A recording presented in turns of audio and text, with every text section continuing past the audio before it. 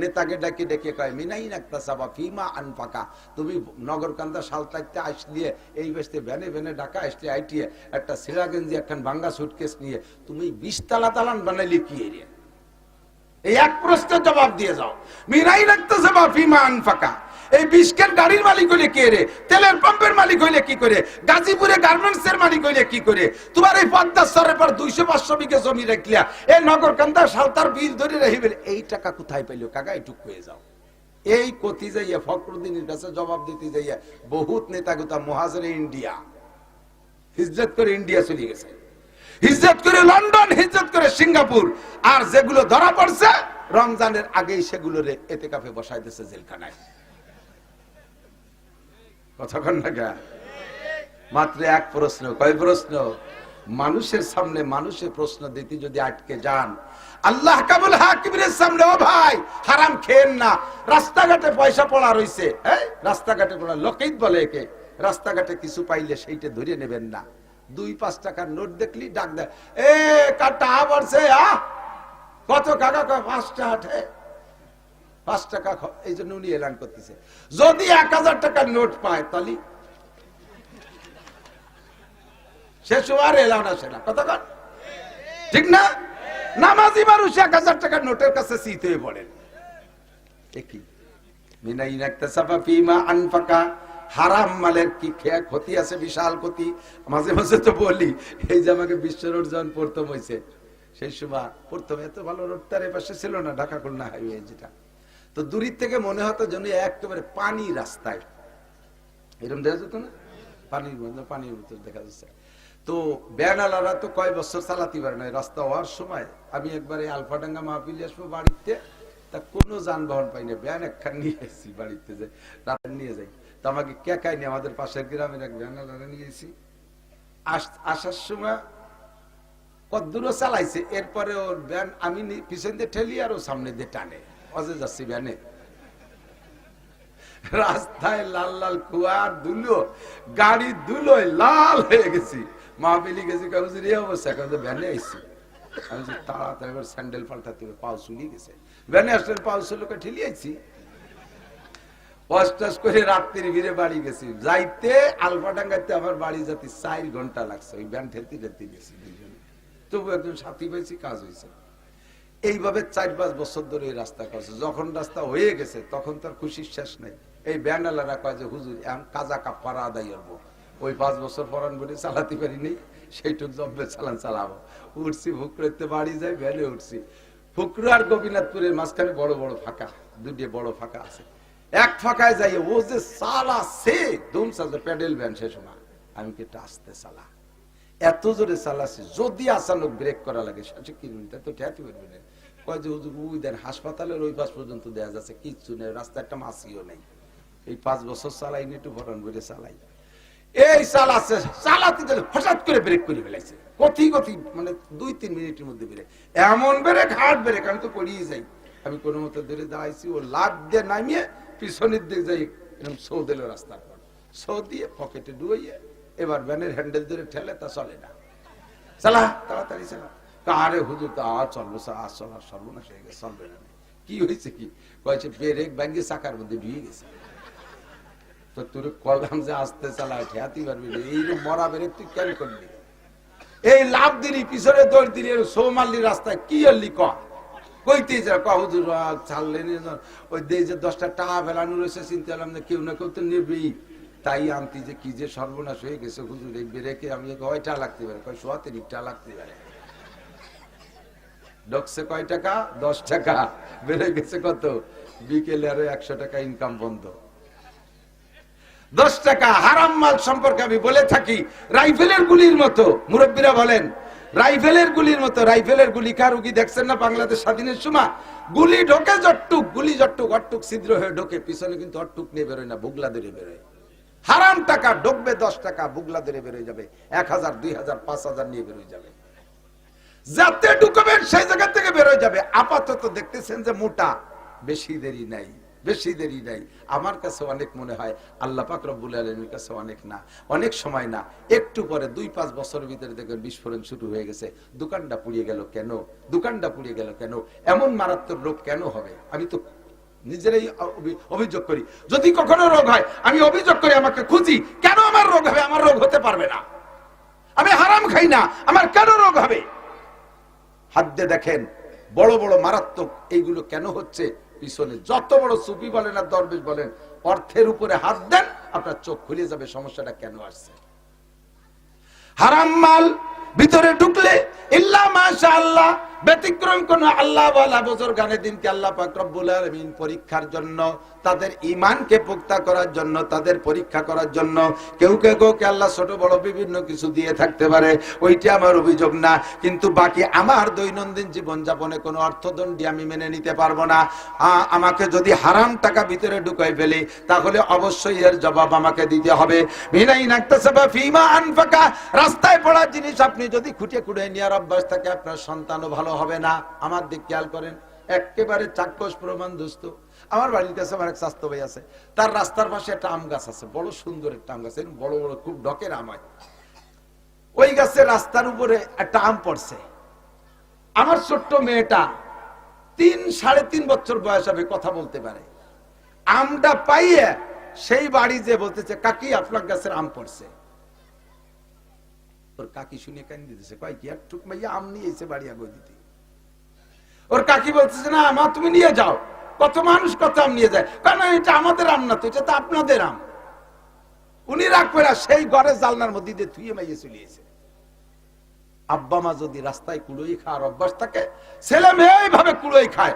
আব্বা মার যদি অভ্যাসটা থাকে পরেরটা খাওয়া, ছেলে মেয়েতে জীবনে কোনোদিন হারামে হাত দেবে না। আপনি যদি সন্তান ভালো করতে চান, হারাম খাওয়ার স্বভাবটাকে পরিহার করেন। তিন নম্বর ইমিগ্রেশন। 4 নম্বর ইমিগ্রেশন, মাদা আমিলা বিমা আলিমা। ওয়াজের ময়দানে এই বছরে কম শোনেন নাই, নগরকান্দা সালতা প্রত্যেক গ্রামে গ্রামে এই মাঠেই কয়টা হয়ে গেছে, আরো কত মাহফিল রয়েছে। শুনবেন দোস্ত, এই মাহফিল থেকে যা শুনেছেন কোনো কথা আপনাদের জানতে বাকি নাই। ব্যক্তি জীবন থেকে নিয়ে রাষ্ট্রীয় জীবন পর্যন্ত যেখানে যা লাগবে উলামায়ে কিরাম খুঁটে খুঁটে পাল্টায় পাল্টায় সবাই বলে, এই যা শিখেছো এরপর আমল করছো কতটুকু বলে যাও। মৌলানা সাহেব হাজার হাজার কিতাব পড়ে, তুমি এই কিতাব অনুযায়ী আমল করেছো কতটুক? হাফেজ সাহেব কতটুক করেছো? তবলিগের সাথী কতটুক করেছো? ওয়াজের মাঠে শ্রোতারা কতটুক আমল করেছো? আল্লাহর কাছে জবাব দিয়ে যাও। এই জন্যই তাকুল্লাহ, যে আল্লাহকে ভয় করি। কয় কি রকম ভয় করতে হবে? হাক্কা তুকাতিহি, যেমন ভয় করা দরকার সেরকম ভয় করো। যেরকম ভয় করলে আমার দিক, যেরকম ভয় করলে ফজরের নামাজ ছুটে না, যেরকম ভয় করলে 5 ওয়াক্তের নামাজ ছুটে না। আরে 1 ওয়াক্ত নামাজ ছুটে গেলে আমাকে 230 কোটি 40 লক্ষ বছর জাহান্নামে পড়তে হবে, আল্লাহর সামনে জবাব দিতে হবে। এইটা আমার দ্বারা সম্ভব না। এই ভয় ভিতরে যখন এমন হবে যে যেই ভয় তোমাকে নামাজ থেকে বিরত রাখতে পারে না, এরকম ভয় তোমার মধ্যে তৈরি করতে হবে। জিনা করতে গেলে আল্লাহকে দেখবা, চুরি করতে গেলে আল্লাহকে দেখবা, পরের মালে হাত দিতে গেলে আল্লাহকে দেখবা। এমন ভয় অন্তরে তৈরি করো।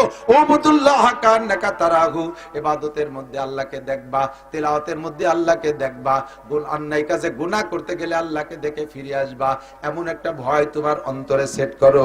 যদি যে ব্যক্তি এরকম ভয় সেট করতে পারবে, আল্লাহ পাক রব্বুল আলামিন তার জন্য কয়েকটা পুরস্কার রেখেছে। আমার দিক তাকান, কয়েকটা পুরস্কারের ভিতরে একটা পুরস্কার হলো ওমাইয়াত্তাকিল্লাহ ইয়াজআল লাহু মাখরাজা। যে আল্লাহকে ভয় পায়, যে আল্লাহকে ভয় পায়, আল্লাহ তাকে হাজারো বিপদ থেকে বের হওয়ার জন্য সহজ পথ বের করে দেয়। আল্লাহর ভয় যদি অন্তরে থাকে, আমি এই জন্য এখন পরামর্শ দেই, এ ওয়াজ তো তারা ঘরে বসে পাবে না। জেলখানার মধ্যে যারা আছে, যারা জেলের মধ্যে আটকে আছেন, এতদিন বাইরে থাকতে যা যা করছেন না করছেন, যদি আমাদের এই আওয়াজটা কানে যায়, একটু আমলে নিয়ে আসেন। জেলখানার মধ্যে থেকে আল্লাহর প্রতি ভয় তৈরি করেন। ওই জায়গা বসে বেশি পাকাপাকি করে না, খালি বাইরতি পল দিয়ে দেখায় চালিয়ে দেবো। তাহলে কোনোদিন হয়তো বের হতে নাও পারো, আর বের হতে পারলে এমন ভাবে বের হবার দেখানোর ক্ষমতা থাকবে না।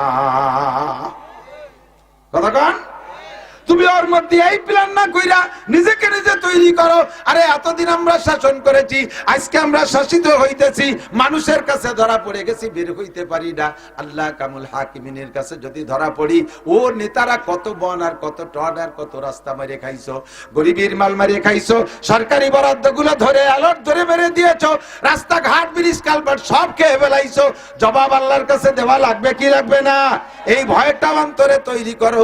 আল্লাহ কয় আমাইয়াত্তাকিল্লাহ ইয়াজআল লাহু মাখরাজা। দুনিয়ার কোন নেতা নেত্রী বের করতে পারবে না।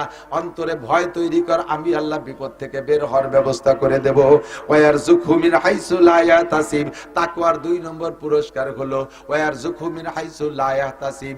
ধারণার বাহির স্থান থেকে আল্লাহ মোটা রুজির হালাল ব্যবস্থা তৈরি করে দিবে।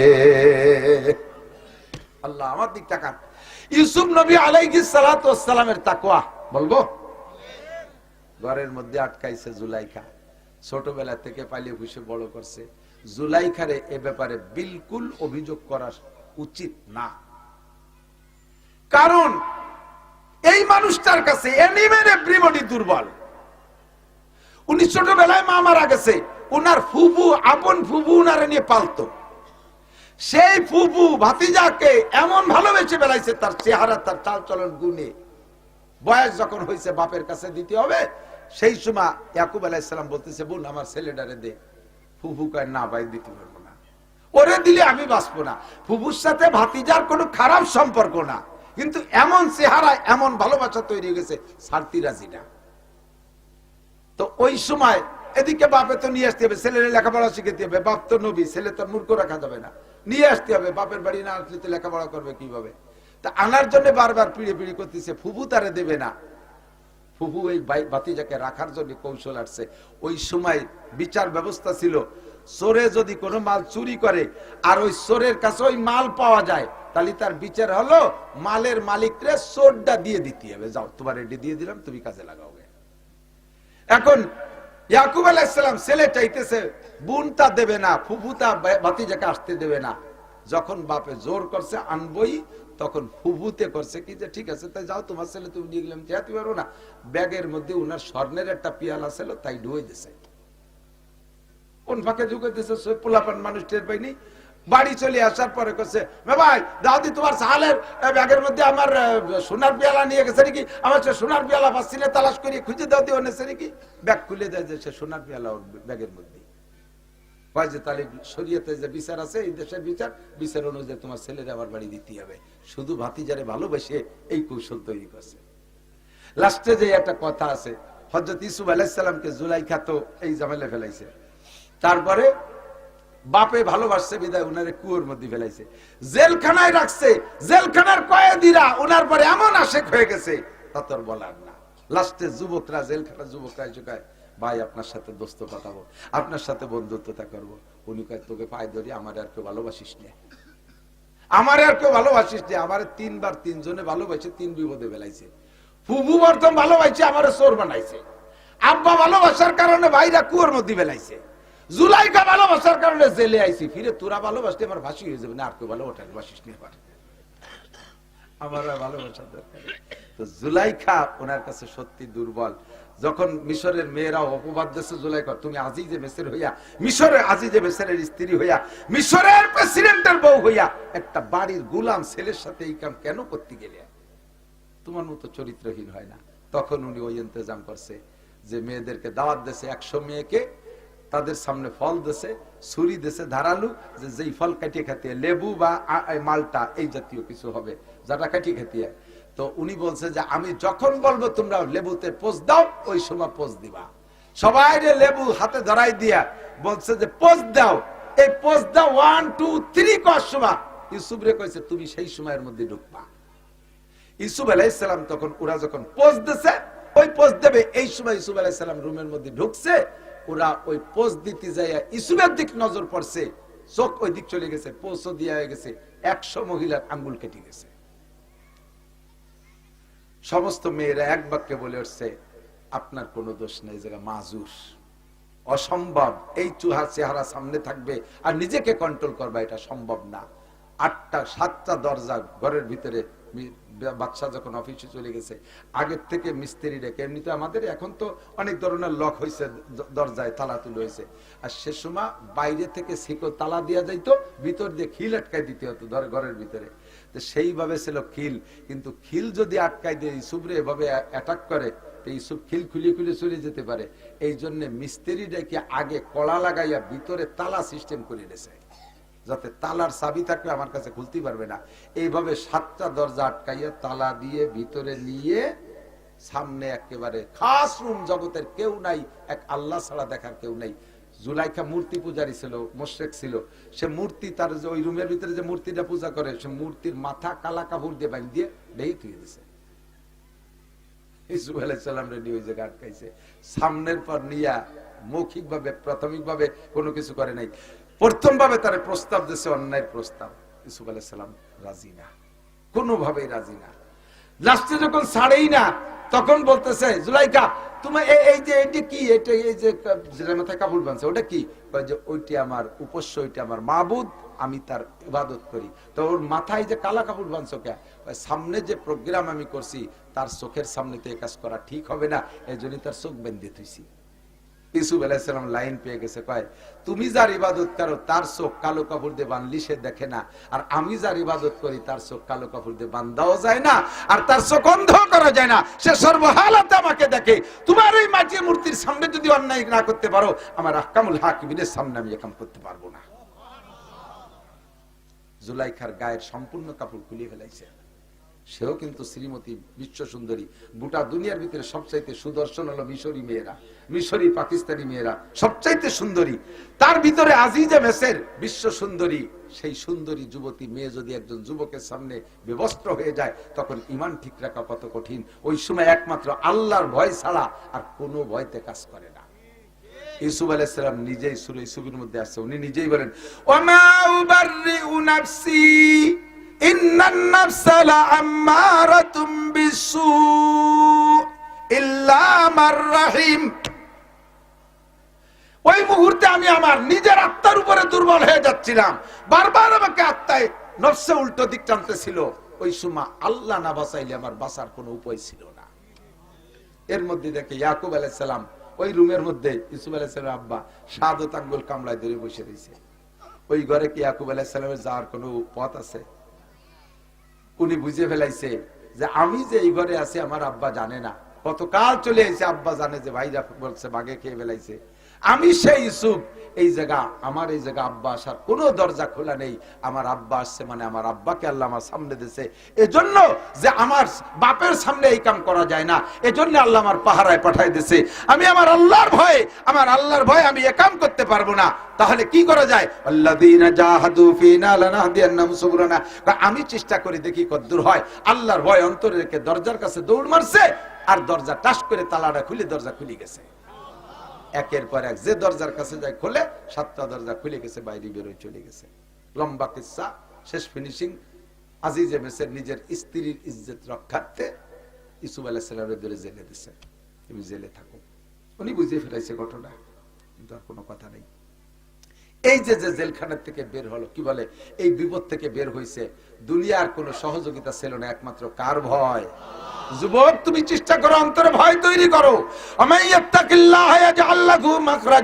যে আল্লাহকে ভয় পায় আল্লাহ তার ব্যবস্থা করে দেয়।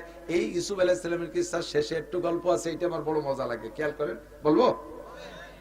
জেলখানায় তো কতদিন থাকলেন, তারপরে বের হলেন। এরপরে বেরোনোর পরে, এই মাঝে অনেক কিসসা, বেরোনোর পরে যাইয়া আজিজে মেসের মিশরের প্রেসিডেন্ট মারা গেছে। বাদশা মারা যাওয়ার পরে, বাদশা বেঁচে থাকতে ইউসুফ আলাইহিস সালামকে খাদ্যমন্ত্রী বানাইছে। বাদশা মারা যাওয়ার পরে এবার প্রেসিডেন্ট হয়েছে ইউসুফ আলাইহিস সালাম। তখন সেই জুলাইখা যে রাজপ্রাসাদে ছিল, সেখান থেকে বহিষ্কার হয়ে গেছে। উনি সব ফেলাই টেলাই তুইয়ে টুয়ে সম্পদ যা হয়েছিল তাই নিয়ে বাড়ি চলে আসছে। আসার পরে নিজের বাড়ি থাকে, কিন্তু ইউসুফ আলাইহিস সালামের ভালোবাসা অন্তর থেকে মুছতে পারতেছে না, কোনোভাবেই পারে না। তো ভালোবাসা যখন মুস্তি না পারে, তখন ইউসুফ আলাইহিস সালামের সাথে একটু সাক্ষাতের একটা লোভ, সেই থেকে চেষ্টা চালাই যাচ্ছে। যেই যায়, যার সাথে দেখা হয় তাকেই বলে, আমার সাথে ইউসুফরে একটু দেখা করাই দিতে পারিস? তো সর্বকালেই তো দালাল দুলাল আছে, কয় যে আপা 2000 টাকা দেন, দিয়ে একটা লাইন করতে পারিনি। 5,000 টাকা দিয়ে এটা লাইন করতে হবে, ঘুষ করে লাগিয়ে গেছে। এই করতে করতে করতে করতে এই দালালকে টাকা দিতে দিতে বুড়ির সব শেষ, ঘর বাড়ি পর্যন্ত বেঁচে বেলাইছে ইউসুফ আলাইহিস সালামের মহব্বতে, ভালোবাসায়। লাস্টে যাইয়া রাস্তার পাশে একটা ঝুপড়ি, একটা কুড়িয়ে ঘর বানাইয়া ওই জায়গা থাকে। শুনছে যে এই রাস্তা দিয়ে ইউসুফ যায়, তো যখন যায় সেই সময় একটু বেরোয় দেখবো। আর ওই যে মূর্তি, এখনো মূর্তি পূজারি, ওই মূর্তিরে ডেলি পুজো করে, সেবা দেখো মূর্তি, ভগবান ভগবান লাত উজ্জামানাথ বল, সরস্বতী দুর্গা কালী শ্রী লক্ষ্মী ইত্যাদি কইয়া তুই একটু আমার ইসুফের সাথে একটু দেখা করাই দে, তাহলে তোরে সামনেতে আরো বেশি বেশি পুজো করবো। ওর বাবারও ক্ষমতা আছে নাকি? কিছুই পারে না। আর ইউসুফ আলাইহিস সালামের যে ঘোড়াটায় চড়তেন, ওই ঘোড়াটা ছিল আমার মনে হয় বাংলাদেশি নেতাকে গাড়ি দিয়ে বানাইছে নাকি, না নেতারাও ওই ঘোড়া দিয়ে বানাইছে। এই ঘোড়ায় পিঠে ইউসুফ আলাইহিস সালাম বসার পরে, উনি বসার পরে, আগে না, আগেও না পরেও না, উনি বসার পরে এরপরে নাক দিয়ে একটা শব্দ বেরোইতো, যে সাইরেন, গাড়ির সাইরেন শব্দ না, এইরকম একটা শব্দ যা 3 মাইল দূরিতে শোনা যেত। তো ইউসুফ আলাইহিস সালাম তখন তো বিবাহ শাদী করছে, সংসার হয়ে গেছে, রাজা হয়ে গেছে। রাস্তা দিয়ে যখন যাইতো তখন রাস্তার মানুষ ওনার ঘোড়ার নাকের আওয়াজ শুনে টের পাইতো যে রাজা আসতেছে। হাজার হাজার মানুষ রাস্তায় এসে দাঁড়াতো খালি ওনার এক নজর দেখিয়ে তৃপ্তি নেওয়ার জন্য। তো জুলাইখা সেই খবর পেয়ে রাস্তার পাশে বাড়ি বানাইয়া ইউসুফরে দেখবে, কিন্তু মানুষের ভিড় ঠেলায় পারে না, ডেলি ওই দেবতারে পুজো রেখে তুই একটু চেষ্টা কর। আজকে শেষ দোয়া করে বসে, আজকে যদি তুই আমার ব্যবস্থা না তুলি, তোর একদিন আর আমার 2 দিন, তোরে আমি দেখাই চালিয়ে দেবো। আজকে পুজো পাঠবো না, যাত্রাত করে টেনে রাস্তায় গেছে, 2-3 মিনিট আগে চলে গেছে। আসে ওই দিয়ে দৌড়ে ঠ্যাং দৌড়িয়ে দোমা সার পাথরের তো ভাঙ্গে নাই, তুই দিচ্ছে। তারপর ভগবান একেবারে বেশি মারা যায় না। পরের দিনে ভগবানরে বাদ দিয়ে আলাদা কায়দায় পাক্কা ইমান তৈরি করে ওযু বানাইয়া সিজদা দিয়ে বলতেছে, রব্বে কারীম, ইউসুফের রব তুমি। উনার রব তা তো উনি জানে না, তুমি ইউসুফের রব, তোমার কাছে প্রার্থনা, রব তুমি আমাকে ইউসুফের সাথে দেখা করাই দাও। কান্নাকাটি করে রাস্তায় গেছে, যাওয়ার সাথে সাথেই দেয় যে ইউসুফ আলাইহিস সালাম সবে মাত্র আসছে। উনিও গেছে আর ইউসুফ আলাইহিস সালাম আসছে, হাত ছানি দিয়েছে। তখন জুলাইখার চেহারা টেহারা কিচ্ছু নাই, চিনার মতো কোনো রং নাই, চোখের পুতুলি উপর দিয়ে ঝুলে চোখ বন্ধ হয়ে গেছে, অন্ধ হয়ে গেছে, দেখে না। চামড়া ঝুলে গেছে, গলার চামড়া গরুর গলকম্বলের মতো ঝুলে গেছে, কিচ্ছু নাই, কুজো হয়ে গেছে। ওই অবস্থায় বুড়ো মানুষ হাত ছানি দিয়েছে, দাঁড়ান রাজা, বাচ্চা রাজা মহারাজ একটু দাঁড়ান। ইউসুফ আলাইহিস সালাম ঘোড়াকে দাঁড় করে দাঁড়াইছে, নামার পরে দাঁড়াবে, একটু নামবেন? জি নামছি। নবী তো, ওনার তো উম্মত, কি খবর, কি ব্যাপার, আপনি কি ইউসুফ? বলে জি। আপনি আজিজের মিসরের বাড়ি ছিলেন যে ইউসুফ, সেই ইউসুফ? জুলাইখাকে দেখে ইউসুফ আলাইহিস সালাম চিনতে পারতেছে না, এক কিছুই নাই, সেই রং তামাশা কোনটা নাই চিনতে, আর ছিঁড়া ভাঙ্গা কাপড় দিয়ে চিনারও কায়দা নাই। জি আমি সেই ইউসুফ, আমি তৎকালীন খাদ্যমন্ত্রী ছিলাম, পরে আজিজে মিসর মারা যাওয়ার পরে মিশরের বাদশা বানাইছে আমাকে আল্লাহ তাআলা, তা আপনাকেই আমি খুঁজতেছি। আপনি যদি সেই ইউসুফ হন তাহলে তো আপনি নবীও? বলে জি। তার নবী হলে তার দোয়া আল্লাহ কবুল করে। আপনি কি আমার জন্য 2টা দোয়া করবেন? আমার 3টে দাবি আপনার কাছে, 3টে দাবি কি আপনি পূরণ করবেন? তো বললেন যে যদি পূরণ করার মতো হয় করবো। বলেন, যে বেশি খারাপ কিছু না। 1 নম্বর দাবি হলো, আপনি যদি আল্লাহর কাছে দোয়া করেন আল্লাহ আমার চোখ দুটি ভালো করে দিত, আমি তাহলে একটু আপনার চেহারাটা পরাণ বইয়ে দেখতাম। তো আপনি কি সেই ইউসুফ কিনা, আপনাকে একটু আমার ভালো করে চিনে দেখার শখ। তো ইউসুফ আলাইহিস সালাম দোয়া করলেন, আল্লাহ মহিলাটার চোখ ভালো করে দাও। সাথে সাথে চোখ ভালো হয়ে গেছে, চোখ খুলে গেছে, আন্দাজ হ্যাঁ সেই ইউসুফই ঠিক আছে। যখন ইউসুফ ঠিক আছে, এখন দোয়া করতে বলতেছে। বলেন আর একটা কি কাকি, তাড়াতাড়ি করেন। আর একটা হলো, আপনি আমার দোয়া করেন আল্লাহর কাছে, আল্লাহ যেন আমাকে 16 বছরের যুবতীর মতো দেহ বানায় দেয়। তো ইউসুফ আলাইহিস সালাম চিন্তা হলো যে আমার একটা উম্মত, সে যদি 16 বছরের যুবতী হতে চায় তো অসুবিধা কি, আল্লাহ তুমি এই মহিলার যুবতী বানাই দাও। যখনই দোয়া করছে সঙ্গে সঙ্গে দোয়া কবুল হয়ে গেছে, আর জুলাইখা বুড়ি থেকে সেই জুলাইখা হয়ে গেছে। এখন যখন 16 বছরের যুবতী দেয় যে সেই জুলাইখা, ইউসুফ আলাইহিস সালাম হতভম্ব হয়েছে, ও আল্লাহ একইটা, যার জ্বালায় যার হয়তো এত কিছু হয়ে গেল, এদি সেই জুলাইখা। এখন উনি লজ্জায় মাথা নিচু হয়ে গেছে, কিন্তু অবস্থা তো হয়ে গেছে। এখন তার প্রতিবারটা ফিরে বুড়ি বানাই দাও। এখন 3 নম্বর প্রশ্ন, বলেন তাড়াতাড়ি বলেন 3 নম্বরটা কি? 3 নম্বরটা হলো আমার বিয়ে করতে হবে। 3 নম্বর প্রস্তাব আমাকে, সেই থেকে অপেক্ষায় আছি। সেই ছোটবেলায় ভালোবাসছি, কিছুতে আমার ভুলাইতে পারে নাই। আপনি আল্লাহর নবী, সেই হিসেবে আজকে আমি আল্লাহর সাথে যোগাযোগ করে আসছি। দেবতার কপালে লাথি মেরে দিয়েছি। যে আল্লাহকে বিশ্বাস করছি সেই আল্লাহর কাছে দোয়া করে আপনি আমাকে চোখ খুলে দিয়েছেন, যুবতী বানাই দিয়েছেন, আমার বিয়ে করতে হবে। ইউসুফ আলাইহিস সালাম বললেন, কোন নবী আল্লাহর সিদ্ধান্ত দেওয়া ছাড়া নিজে কোনো সিদ্ধান্ত নেয় না। আমি উপরের সাথে আলাপ করে রেখে সেটা করেন, তাড়াতাড়ি করেন, আমার এই প্রস্তাব নিতেই হবে, কোনো মতো ছাড়তে রাজি না। তখন ইউসুফ আলাইহিস সালাম সাথে যারা ছিল তাদেরকে নিয়ে চিনতে বসলেন যে কি করা যায়। এর মধ্যে জিবরাইল এসে তখন তো একটা পথ খুলে গেছে। তো ভাই জিবরাইল যে কি কয় এই মহিলা, এই ওয়াসমা ফিরে আবার বেকায়দা ফেলাই দিয়েছে। জিবরাইল কয়েছে লা তাহজান ওয়ালা তাখাফ, উপরের ফয়সালা হয়ে গেছে, আপনি জুলেখারে বিয়ে করবেন। বলেন না সুবহানাল্লাহ, আপনি জুলেখারে বিয়ে করবেন, ফয়সালা উপরের থেকে হয়ে গেছে। এখন যেহেতু জিবরাইলের অনুমতি, আল্লাহর অনুমতি পাইছে, রাস্তাঘাটে তো বিয়ে করা যায় না, রাজকীয় বিয়ে হতে হবে। উনি লোক দিয়ে বাড়ি পাঠাই দিয়েছে, মহিলাকে বাড়ি নিয়ে যান, আমি অফিস করে এসে বিকেলে ফয়সালা হবে। উনি অফিসে চলে গেছেন জুলাইখারে বাসার দিক। জুলাইখাকে যে বাসায় যাওয়ানি পরে আগে আমার বাসায় একটু জাতীয় একটা কাজ আছে। কি কাজ? তো গেছে সাথে যাইয়ে সেই মূর্তির গেটি ধরিয়া মাটিতে সপা সব বাড়ি, ঠ্যাং ভাঙে, হাত ভাঙে, শয়তান তুই জীবনে আমার একটা দোয়া কবুল করাতে পারলি না। আজকে ইউসুফের রবের পর বিশ্বাস করে সিজদা দেবী, ইউসুফ রে পাইছি, আমি সবকিছু পেয়ে গেছি, তোর বাস জিহাদ দিয়ে যাই দেবো। পরে ভাঙ্গে সরে গুঁড়ো গুঁড়ো হয়ে তুই, তারপরে ইউসুফ আলাইহিস সালামের বাড়ি গেছেন।